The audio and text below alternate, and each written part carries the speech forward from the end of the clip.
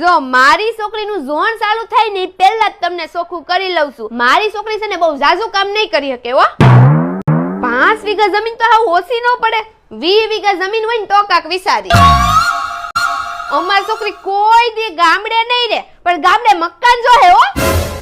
ભલે 50,000 કમાતો હોય, પણ બેન ધંધો ઈ તો ધંધો જ ને. મારી છોકરીને જ મારી નોકરીમાં જ દેવી. અમે આમ ઘરમાં 3 જણા જ રહી ને, એટલે મોટું કુટુંબ હોય ન્યા અમારી છોકરીને જ દેવી.